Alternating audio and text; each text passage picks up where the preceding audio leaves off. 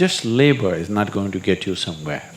Right kind of action, the right timing, right place, all this is important, isn't it? The events around you may not be determined by you, but how your experience of life is on this planet is 100% determined by you. Believe me, you're not going to be here forever. I'll bless you with a long life, but you're going to fall dead one day. If you're beginning to think that what you're doing is very important, you need to take a holiday. You cannot fight or you cannot overcome that which does not exist. We have fixed too many things on the outside.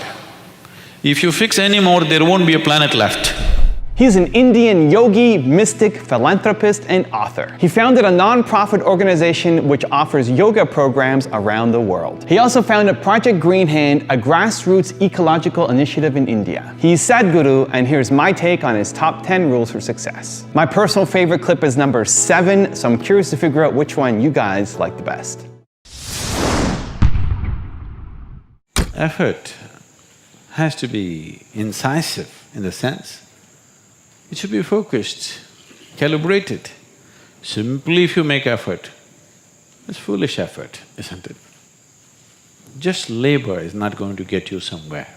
Right kind of action, the right timing, right place, all this is important, isn't it? So, for all these things to happen, you need perception and intelligence. So that's all you must do in your life. Constantly looking for ways to enhance your perception and your intelligence. Rest will anyway happen. This is one thing that unfortunately humanity is not doing. They're trying to become capable of something. Do not try to become capable of something. Just enhance your perception and intelligence. Can you see me right now, all of you? Can you see me? Just point out where I am. Use your hands and point out. Can you see me? Oh, you got it wrong. You know I'm a mystic. You're getting it completely wrong. Now, this light is falling upon me, reflecting, going through your lenses, inverted image in your retina. You know the whole story, right? Where do you see me right now? Within yourself. Where do you hear me right now? Within yourself. Where have you seen the whole world? Within yourself. Have you ever experienced anything outside of yourself? Everything that ever happened to you, darkness and light happened within you, pain and pleasure happened within you, joy and misery happened within you. Have you ever experienced anything outside of yourself? No. So what I am asking you is, what happens within you? Who should determine how it should happen?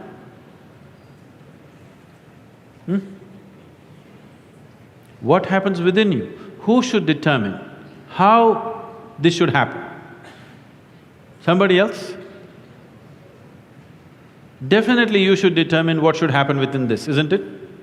So if you determine what's happening within this, your whole experience of life will be determined by you, nobody else but you, isn't it? The events around you may not be determined by you, but how your experience of life is on this planet is 100% determined by you if you take charge of this. If you leave it loose, just about anybody will determine it. They will, not consciously, they also like you by accident. If you just observe, if everybody makes a little effort, everybody take a little time for this piece of life, okay? Not for your family, not for your career, not for something else, just for this piece of life. Give it little time because this is the most important piece of life in your life, isn't it? Yes or no? Yes. Even if you're in love with somebody, still this is the most important piece of life, isn't it? So pay some attention to this. How does it happen? Why have you taken it for granted? Believe me, you're not going to be here forever. I'll bless you with a long life, but you're going to fall dead one day. Yes or no? Yes. So, do not take this for granted. If you wake up in the morning, tomorrow if you wake up in the morning,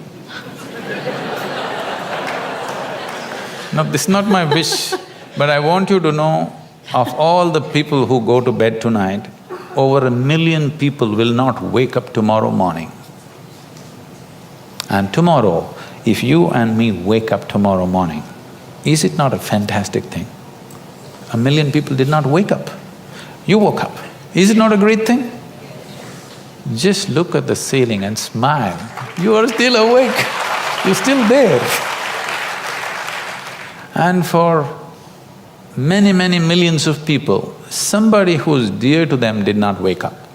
So just check those 5, 6 people around you. They all woke up. Wow, it's a fantastic day. You woke up and everybody who matters to you around you woke up. Yeah. Is it not fantastic day? Yes. You don't think so. Yes. Yes. You don't seem to think so. Yes. Because the problem is just this, you are living with an idea that you're immortal.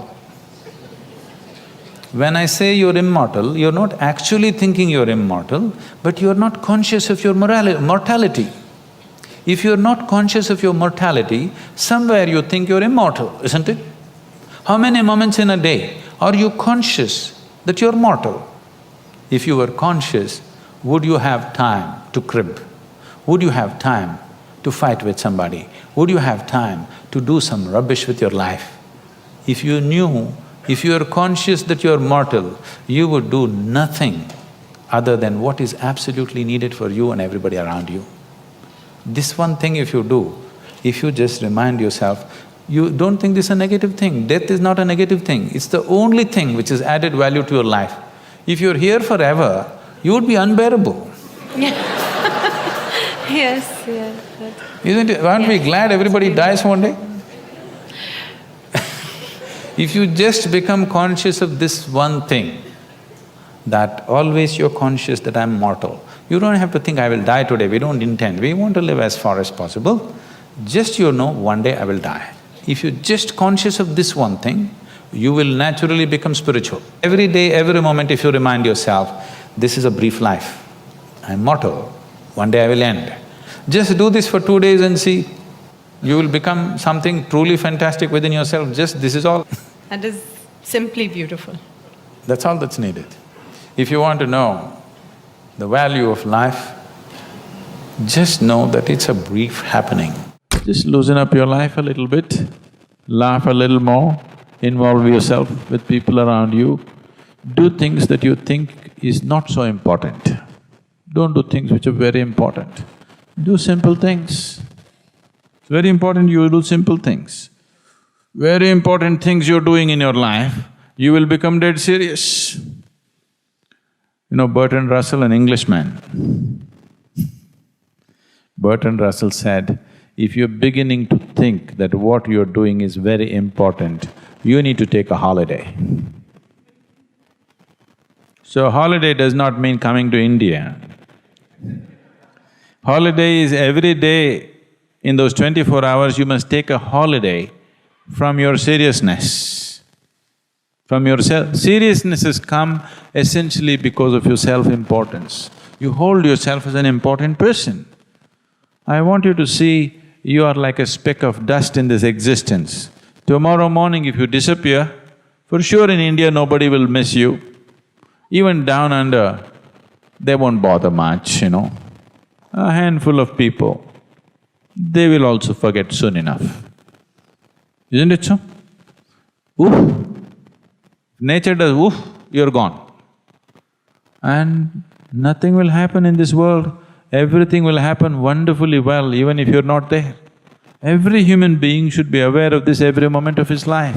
It does not matter what the whole world says about you. It does not matter how significant a work you're doing. You must understand that tomorrow morning the world will go on fine without you, whoever you may be. Isn't it so?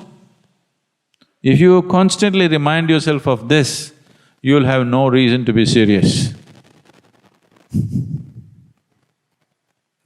Definitely not dead. And don't be dead now, a time will come. It's time to be alive. To create fear You have to use excessive imagination. To not be in fear, you don't have to do anything. Fear is happening because of excessive imagination, things that have not happened, you're creating. What may happen in your mind happens in 1,000 different formats, and most probably it never happens. The things that you feared, take 100 things that you have feared, probably 99 of them never happened, isn't it? Yes.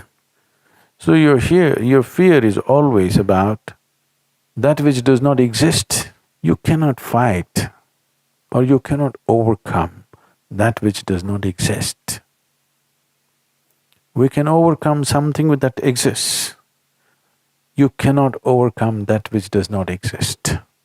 You just have to give up that effort. Enjoy the fear. After all, it's your making. You like horror movies. Yes, you're saying no, but you're producing them. It's just they're not making money, that's all. Fear means you're producing horror movies in your mind. Nobody else is willing to watch. That's bad for the producer. But you're producing them. So, you produce something else. Produce a comedy, a love story, suspense, thriller. Try and see today. Just sit down, produce a love story, a suspense thriller, a comedy. 5 minutes movies you make in your mind. Really. Start using your mind differently. It's just gotten into your pattern.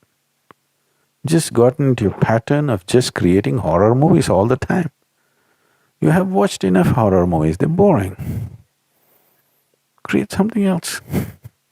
Even it's not that if you produce these movies, those things will happen in your life. Still they may not happen, at least you enjoy the movie. In reality, it may not happen, so what? At least you enjoy what's happening in your mind, if you cannot enjoy what's happening in the world, isn't it? That much privilege every human being deserves, isn't it so? Even if the world is not kind to him, at least his own mind should be kind to him, should produce some nice movies. We are completely committed to one dimension of our intelligence which we call as the intellect, which is just the thought process. Thought can only happen with the data that you have gathered through 5 senses, which is very limited, one thing. Another thing is, the nature of data that the senses gather are only useful for survival process. The very nature of how you see things, how you hear, smell and taste and touch life is only relevant for survival process. If you wanting to know the life itself, then these instruments of perception are no good. Even what is light and darkness is a debate between you and another creature which sees darkness as light, isn't it? If you sit with an owl and start an argument as to which is light and which is darkness, it's an endless argument, but who do you think is right? Hello? If you're saying both, you're either in the diplomatic corps or you have a successful marriage. Some have both. You learn to say both, but which is the truth? What I see is the truth or what the owl sees is the truth? That's not the point, it is just that nature has opened up our sense perception as it is necessary for our survival. Accordingly, it has opened up sense perceptions for different creatures as it is necessary for their survival. But if survival is all you're seeking, this is good enough, the 5 senses. But once you have come as a human being, somehow survival is not good enough. If your stomach is empty, there's only one issue about food. But once the stomach becomes full, you have 100 issues going on. So the nature of the human being is such, no matter what you do, you want to be something more than what you are right now. And if that something more happens, something more, it's an endless pursuit. So somewhere a human being is seeking a limitless expansion, but trying to do it with physical means. The very nature of physicality is a defined boundary. If there is no defined boundary, there is no possibility of physical happening in the universe. But now, a human being is longing for the boundless, that too in installments and through physical means. Through the boundary, you're trying to become boundless. The desire is fantastic, the method is hopeless. Because the moment you identify yourself with something, your intellect's work is just to protect that identity. If you… whatever the identities of nation or family or gender or race, religion, whatever, the moment you identify yourself with something, your intellect will only function around that to protect that. So, it is a certain type of prejudice the moment you're identified. So, the only thing I did with my life is, I never identified myself with anything, and life just exploded within me in ways that thought seems so puny that I do not indulge in thought most of the time. Pleasantness is the choice, isn't it? So why is it so much unpleasantness is happening in human experience? Because we never took charge of the inner dimension. We believe by fixing the outside, everything is going to be okay. In the last 150 years, with the advent of science and modern technology, we have fixed too many things on the outside. If you fix any more, there won't be a planet left. Yes, definitely this has brought much convenience and comfort to our lives. In every way, we are the most comfortable generation ever. You agree with me? I know you have series of complaints about how things are not okay, but we are the most comfortable generation ever before on this planet, isn't it so? But we cannot say we are the most joyful generation on the planet, we are the most loving generation on the planet, we are the most blissed out generation on the planet, definitely not. We are complaining like crazy about everything, like never before. This is because we fixed the outside. Comfort and convenience has happened, well-being has not happened. If your interiority was handled by you consciously, you would definitely keep this in a blissful state. So is bliss the goal of life? No. Bliss is a necessary condition for life to flower to its full potential, otherwise it will remain constrained. You're paying too much attention to everything around you, not enough attention to this one. But the quality of your life is essentially determined by how you carry this one. Yes or no? This moment, what kind of clothes you're wearing, what kind of car you parked outside, what kind of home you live in does not determine the quality of your life. This moment, how joyful are you feeling within yourself determines the quality of your life, isn't it so? Nothing has been done about it. You think it'll happen in consequence, and you're setting impossible goals for your happiness. If I have to be happy, my wife should be like this, my husband should be like that, my children should be like this, the world should become some other way. Well, these are impossible conditions you're setting for your happiness and peacefulness. Now that you have compromised yourself to peace, why I'm saying compromise yourself to peace is because a lot of people have given up aspirations for being ecstatic or blissful. If I'm just peaceful, it's enough. Even the so-called spiritual leaders are going about and saying peace is the highest goal in your life. Peace is not the highest goal in your life.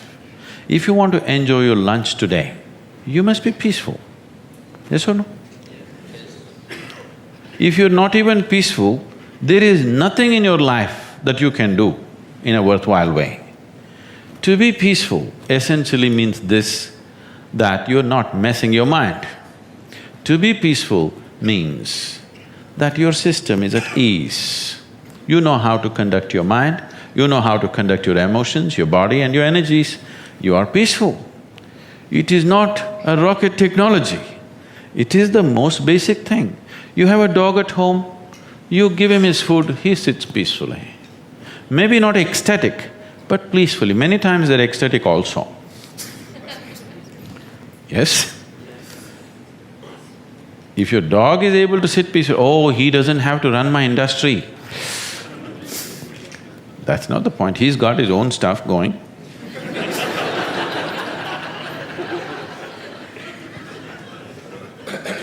See, it has nothing to do with the external activity that you're doing. It's got something to do with the internal systems as to how they're functioning. Essentially, it means neither your body, nor your mind, nor your chemistry, nor your emotions, nor your energy are taking instructions from you. They're doing their own thing. Once your machine is not in your control, being peaceful is impossible. I'll tell you, you get into your car and now you go there and you want to turn this way. You do this to the steering, it goes this way. Can you peacefully drive this car? Can you? No. Anxiety is natural, isn't it? This is what has happened to your vehicle. It's out of control. You've never done anything to find out where the steering wheel is, first of all. This is not that simple as a car, this is a super computer. Now the problem is most people have not even bothered to find the keyboard. They think if they do this, somehow it'll work. When you're given such a highly sophisticated machine, if you do not conduct it properly, it will cause many problems to you.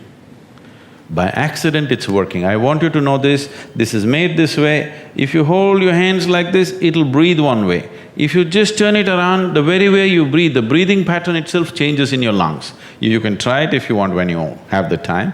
This way, this way. I'm saying everything that you do, fundamental changes are happening in this machine because it's such a sophisticated machine.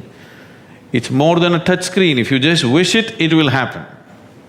When you have such a sensitive and sophisticated machine and you are operating like a blacksmith, then being peaceful seems to be difficult. Peace is not the highest goal in your life, it is the most fundamental requirement. Don't ever set peace as the highest goal. If you do that, you will only rest in peace. You must see, to be peaceful is the first thing in your life, isn't it? If you want to do anything sensibly in your life, if you want to conduct any situation in your life sensibly, to be peaceful and happy is fundamental. Unfortunately, in many ways, not just in the way that I said now, in many different ways, I would say 70% of illnesses on the planet, all kinds, are self-created. Even if you get an infection, there is a way. If you keep yourself in a certain way, physically and mentally, the virus and the bacteria will not work the same way as it works upon somebody else. If you set yourself like this, no matter what's happening, anyway, I have to go and do this, this and this. There's no break from that. The last 29 years, I have not been able to cancel one program because I'm running temperature, I got a cold, I got this, I got that. It doesn't matter what's happening, what you have to do, you anyway have to do. You can't turn back on that. Either out of your commitment or you have a boss like that. One way or the other, if it happens, then you will see, you will not at all fall sick so often. Because if you have temperature, you still have to go. If it's summer, you still go, right? Now, a lot of people don't go. It's a little hot outside, they don't go and work. Little cold outside, they don't go and work. A little raining, they won't go and work. A snowflake, they will not go and work. This is just weather. So for every change in weather, if you have the comfort of covering yourself in a blanket and lying down, once you create that, your body will learn to fall sick as often as possible. If you just keep it this way, it doesn't matter what it is, anyway I have to go and do what I have to do, you will see your body will just bounce back as quickly as possible, even if it gets the worst kind of infections. So you just have to set the necessary conditions for health, necessary incentives for health, both for yourself and your children if you have them. Do not set incentives for sickness. I was speaking in Nashville a few years ago. I was just telling them a joke. In the joke, I referred to God as Him. Immediately a few ladies stood up, said, "Do you believe God is a man?" Whoa, whoa, whoa. I know where it's going. I was only telling you a joke. It doesn't matter, you said Him. Do you believe God is a man? I said, I was only telling you a joke. It doesn't matter. So now there is an argument going around in certain parts of America. Is God a man or a woman? In India, we have no such problems. We have a man god, we have a woman god, we have a cow god, we have an elephant god, we have a monkey, we have a snake, we have flying ones, crawling ones, creeping ones, every kind. Because it's a very wise culture, we foresaw all the future problems that may arise. Who knows? Thank you guys so much for watching. I made this video because Murthy VRN asked me to. So if there's a famous entrepreneur you want me to profile next, leave it in the comments below and I'll see what I can do. This is a little bit of a different top 10, so I'm still very curious to see which of the rules had the biggest impact on you and why. This one goes a little bit deeper, more spiritual, so let me know what you think in the comments below. Thank you again so much for watching. Continue to believe, and I'll see you soon.